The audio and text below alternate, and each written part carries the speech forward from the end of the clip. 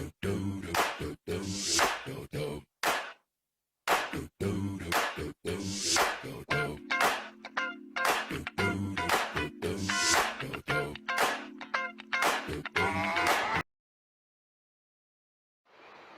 ¿cómo están? El día de hoy nos vamos a hablar acerca de la filosofía medieval. Para empezar, vamos a recordar que la Edad Media fue aquel periodo de tiempo comprendido entre la caída del Imperio Romano de Occidente en el siglo V hasta el siglo XV. La filosofía de esta época se basó principalmente en una lucha constante entre la fe y la razón. El saber filosófico tuvo como fundamento el dogma, la verdad revelada a través de Dios. La principal característica de la filosofía en la época medieval fue el predominio del cristianismo, en la mayor parte de los aspectos. Pues la iglesia fue la protagonista de esta época, haciendo que de esta manera todo girara en torno a ella y opacando a los demás aspectos que regían la sociedad. La patrística fue la primera etapa de la filosofía medieval, la cual corresponde a la articulación definitiva de los dogmas cristianos, a su defensa ante otras religiones y a la iniciación a la humanidad en la verdad de Cristo, la cual es la única posible. Estos primeros hombres fueron llamados padres de la Iglesia y su estudio y difusión fue denominada patrística por autores como Hipólito de Antioquia o San Agustín. La segunda parte de la filosofía medieval, la escolástica, surge en el siglo XVIII, cuya centuria se convierte en la de la metafísica a consecuencia del conocimiento de Aristóteles y del neoplatonismo greco-árabe, cuyo principal objetivo era descubrir la causa profunda y esencial y a partir de ella practicar el método científico. En estos espacios surgidos en el medioevo se va a cultivar principalmente el saber teológico y filosófico, por los cuales a través de la ciencia de Aristóteles se va a intentar dar una explicación de la existencia sobrenatural de Dios. Podemos decir que la filosofía es principalmente teológica, pero debemos tener en cuenta también que es esencialmente filosófica. Algunos personajes importantes de esta época son San Agustín de Hipona. Fue un santo padre y orador de la Iglesia Católica. La obra de San Agustín de Hipona fue la primera gran síntesis entre el cristianismo y la filosofía platónica.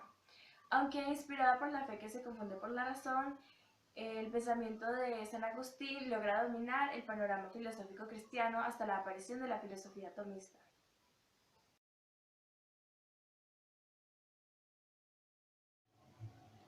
San Anselmo de Canterbury fue uno de los filósofos más relevantes de la tradición agustiniana. Sus preocupaciones fundamentales eran de tipo religioso y espiritual. En este sentido, concibe la filosofía como una ayuda para comprender la fe. Hay una sola verdad, y es la verdad revelada por Dios. Esta verdad es de objeto de fe. Pero la razón puede añadir comprensión a la fe y de esta manera reforzarla. La expresión credo ut intelligam resume esta actitud. La razón sola no tiene autonomía ni capacidad para alcanzar la verdad por sí misma, pero tiene la capacidad para esclarecer la creencia. La razón queda en una relación estricta de dependencia con respecto a la fe.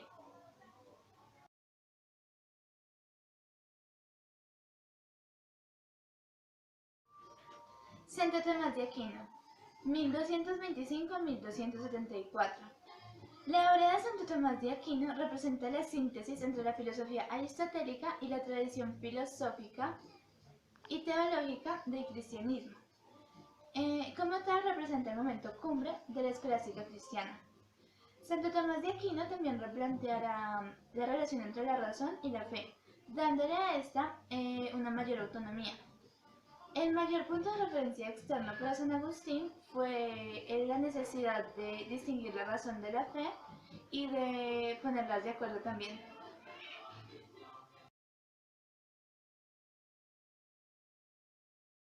Guillermo de Ockham.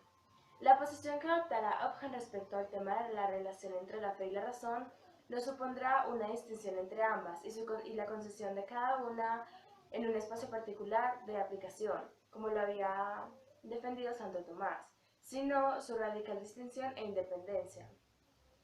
La razón ya no está al servicio de la fe, y la fe no necesita de la razón para aclarar sus propios dictados.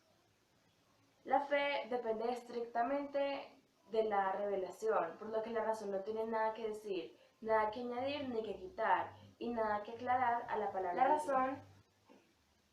La razón, por su parte, siendo una facultad otorgada por Dios al hombre para que se acomodase en el mundo, ha de recurrir a otras facultades naturales exclusivamente con ellas, obtener los conocimientos necesarios para la vida más perfecta posible del hombre. Estrictamente de la revelación, por lo que la razón no tiene nada que decir.